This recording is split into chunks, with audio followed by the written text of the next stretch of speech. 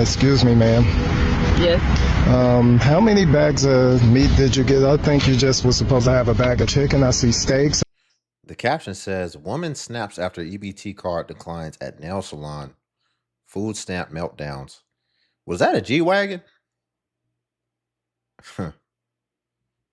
Meat did you get? I think you just was supposed to have a bag of chicken. I see steaks. I see Polish sausage and chicken breasts. In my car. Because you need to come back in the store with me right now. Meat. That's what I got. You need to come back in the Okay, store. I'll be back in. Ma'am, excuse. Wow. It's so ironic how this woman is driving a G-Wagon, which is a super expensive Mercedes car, and she doesn't even have the decency to pay for all the food that she just bought. Excuse me, ma'am. Danielle Grant is starving. You know, I'm trying to see if I can get some food because we literally don't have anything to eat today or tomorrow. So we're going to try to make ends meet, and we can. Desperate for food, nowhere to go. Grant and many others got to the Hope Line today just to make an appointment to come back later in the week for food. Resources are slim, leaving 40% of Bronxites without money to feed themselves. Some still in shock. You heard things before, but it's like, they're not going to let people starve. That's ridiculous, you know, but it's like, no, that's literally like what's happening. We hope the food pantries maintain open, because if they don't stay open, I really don't know what we're going to do next. We asked people their reaction to hearing that the Trump administration will partially fund the SNAP program. People say it's not going to do much. They have families to feed and already struggled at the end of every month when they were receiving the full amount. Wow, not enough. At least there's something to hold on, but I think everybody's going to have to get a second job. It doesn't really last the whole month, you know, probably like 2 or 3 weeks, and then like last week you got to scramble to find, you know, things. This couple has 4 kids. The mom says pantries aren't always reliable. They have limited supply, or by the time we get to the front of the line, then it's really nothing there. So it's hard. She says she's holding on to faith. Meanwhile, others are worried hunger will drive crime rates up. We don't know how much money will be reloaded onto people's cards and when that will be. In Longwood, Lindsay Tanney, News 20. Hold on real quick, y'all. Let's go back to this part, because definitely want to just go ahead and clear this up if anybody's confused. Before we do, y'all, if you could like the video, greatly appreciate it. It only takes a second, and it actually helps out more than you know. And also, if you could hype. Full amount. Wow, not enough. At least there's something to hold on, but I think everybody's going to have to get a second job. It doesn't really last. My man said he thinks everybody's going to have to get at least a second job. What, are you only working 40 hours? Hold on, man. Because let me just flag something. Like, what should be an indication for people? Because apparently he's got to be on the verge of starving before he realizes that he needs to get a second job. Other people's situations, I understand, it can be more complex and we could need more context. However, he seems like a single guy. So he's talking about, well, I guess I'm wondering if I should just get a second job. Newsflash. Let me make this clear. This is the rule. If you're not able to save something for yourself at the end of each month, then you should get a second job. Newsflash. If you have to go to a food pantry to be able to afford groceries, otherwise you will starve, you need a second job. Newsflash. If you have the expendable time, if you have more time and you're struggling, which it seems like he does, you need a second job. What's the alternative? Like, are you trying to get ahead in life? Are you actually trying to be comfortable to where an emergency can emerge and you don't have to either scramble or just truly end up on the street, or, end up allowing it to have a huge impact on your life and ultimately on your future?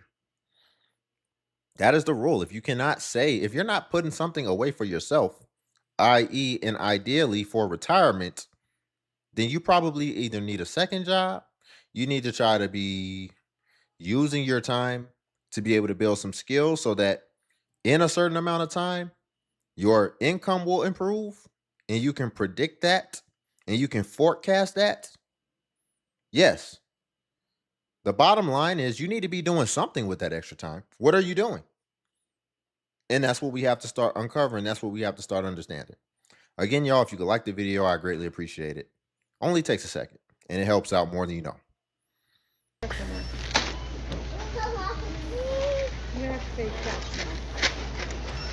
Her caption says, so EBT just going to tell me what to eat now. And then now it says, when EBT embarrasses you in front of everybody. I'm not going to read all her captions. I think she's going to be putting a bunch of them throughout the video. But that's what the caption said.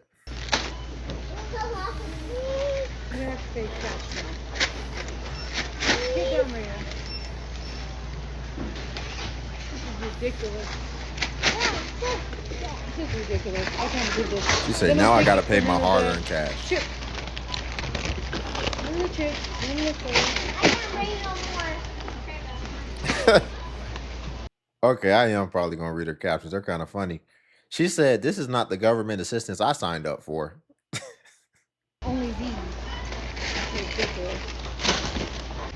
I'm going to have to come back.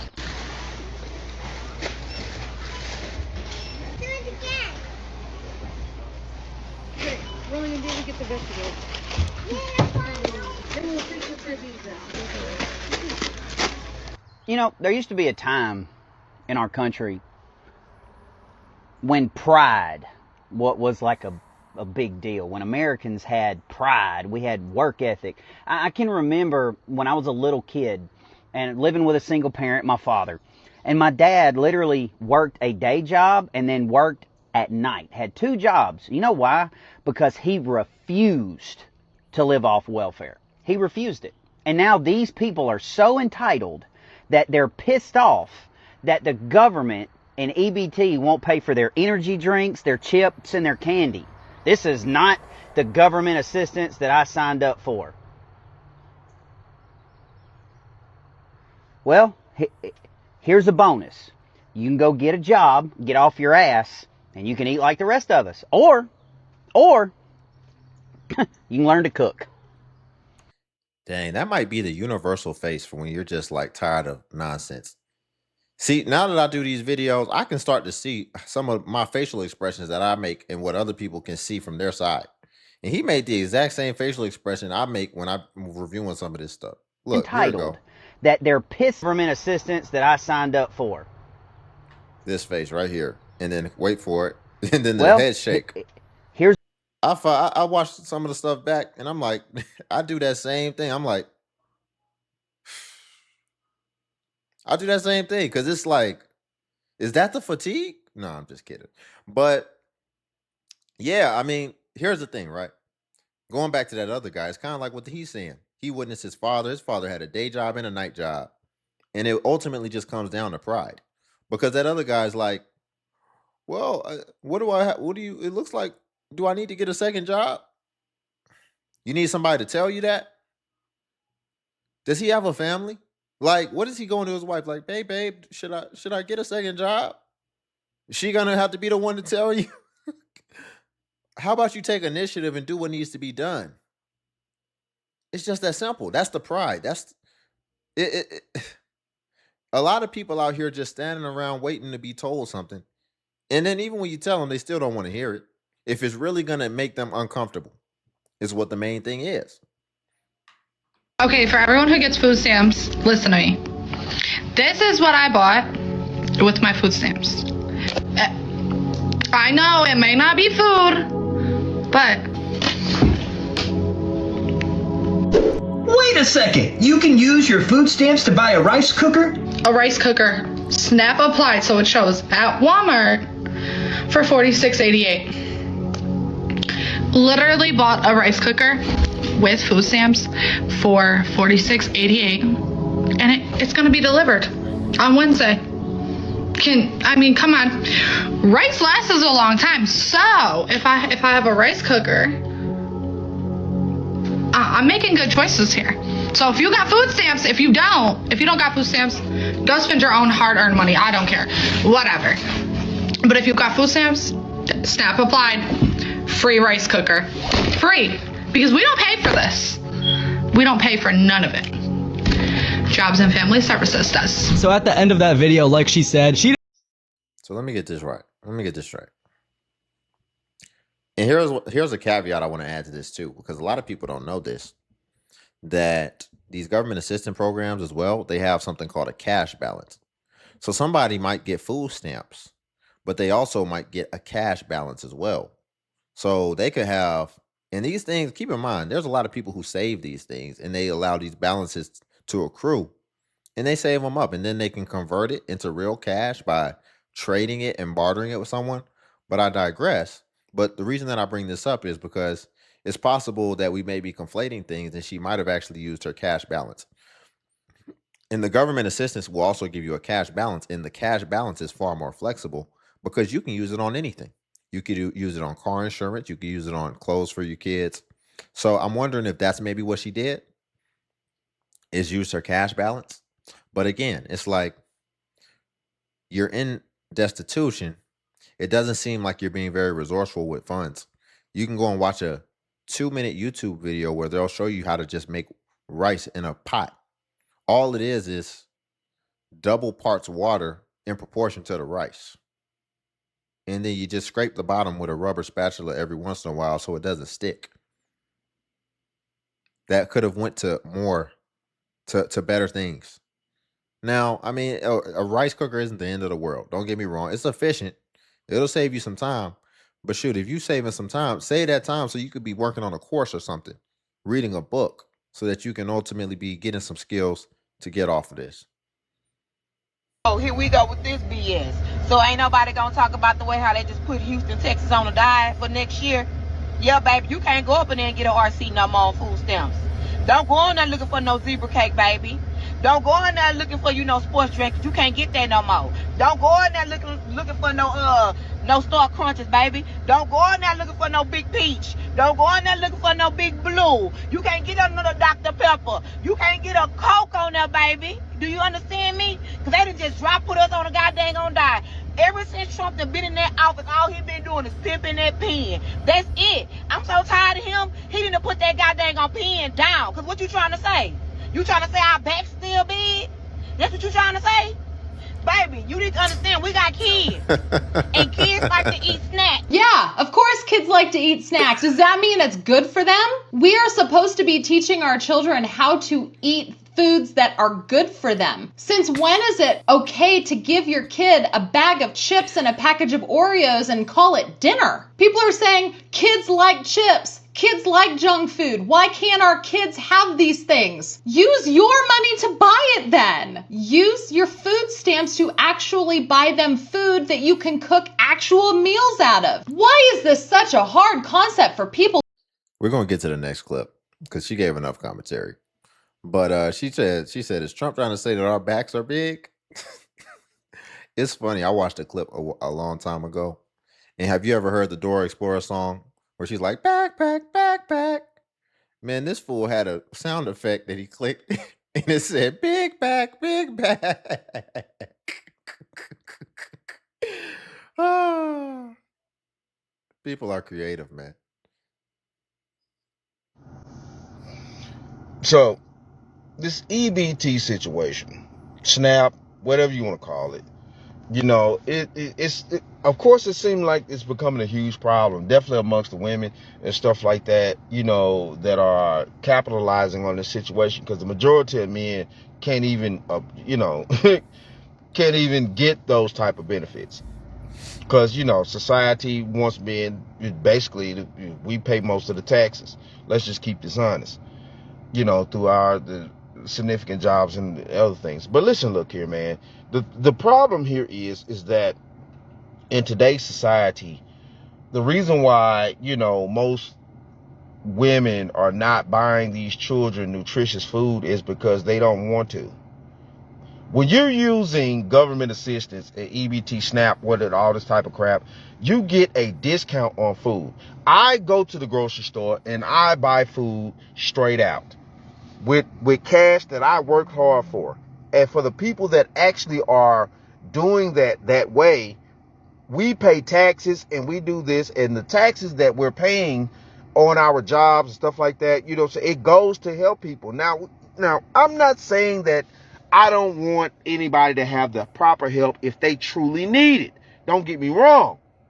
But there's been a huge amount of abuse throughout the decades of this system and things like that. And that's the reason why Trump trying to put certain shit into play so it won't happen no more. Because the taxpayers, we're tired out here.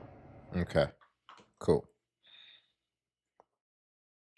I have had no food in my home for 10 days. And to everyone telling me to get a job and that this is my fault, no. This is your responsibility as a taxpayer to support me and my 6 babies. This is your fault. My food stamps were... No.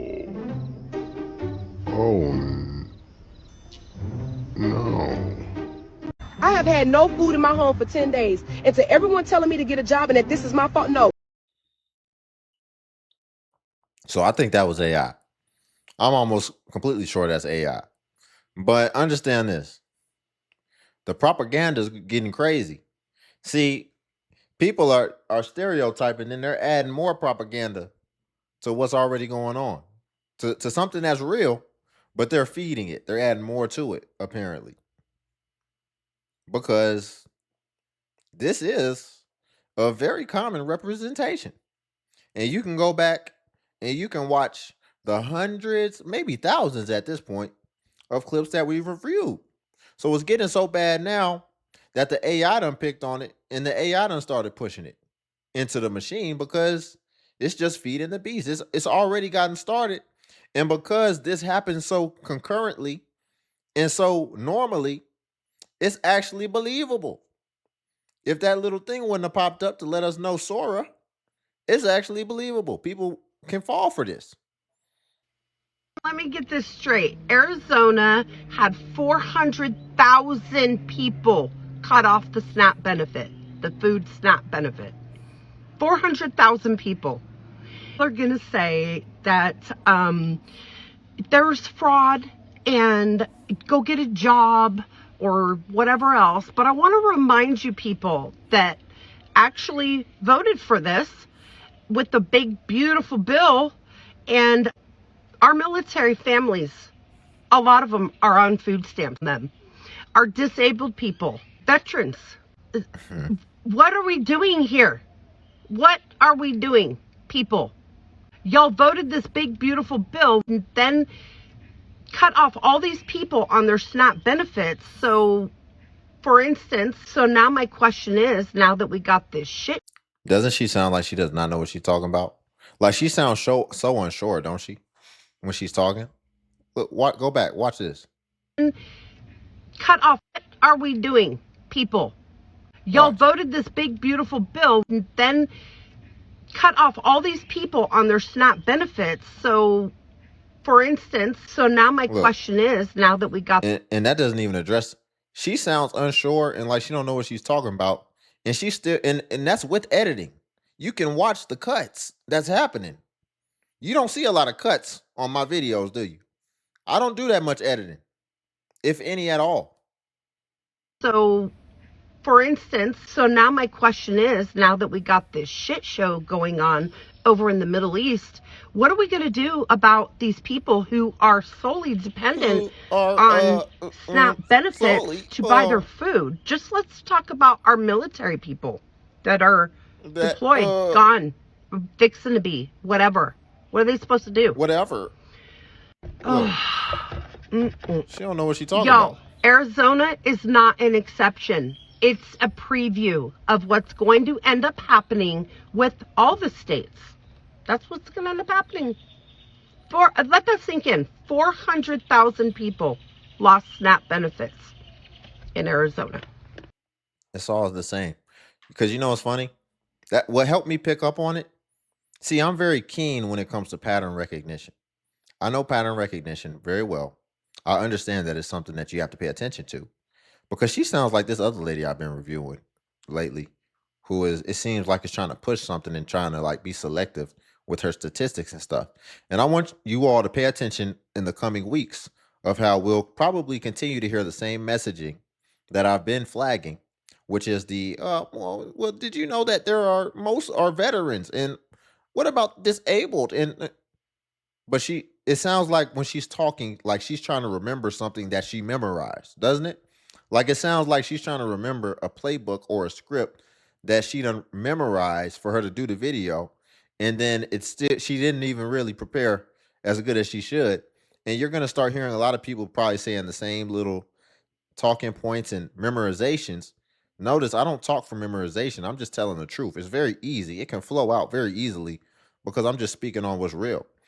But when you're like trying to push something and when you're trying to propel an agenda, then this is what you're going to see. And you're going to hear a lot of people bringing up these selective stats, these selective talking points. And that's what I noticed that a lot of times they do.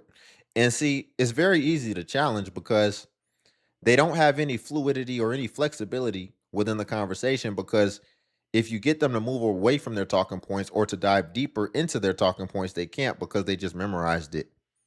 Right? We saw that in the last election that we had. It was very clear that somebody was being really both of them, because I think well, I don't like to get too political on my channel, but yeah, it's kind of clear that she's like memorizing stuff and she's just like repeating something, and I've already heard it too. And because I reviewed this content quite a bit, I can pick up on it and I can also recognize the patterns that I'm seeing. So I'm just flagging that. And it be something you may want to just pay attention to in the coming weeks, because there's a lot of things coming down and I'm going to stay on top of it.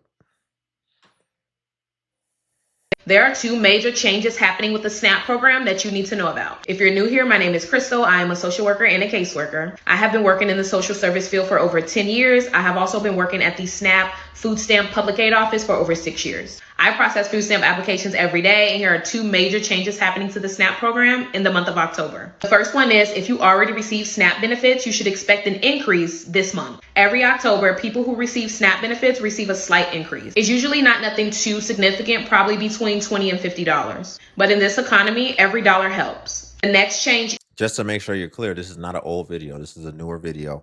Even the caption says April 28th, 2026, change is coming. So she is referring to October 2026. Just so in case you think I just went and found something old.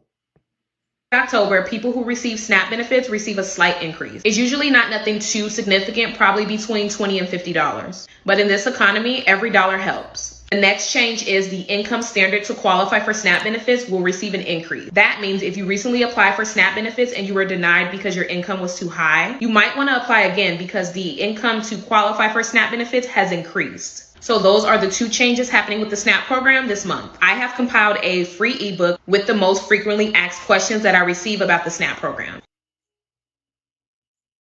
Let's talk about some of the individual health benefits and public health benefits of a program like SNAP.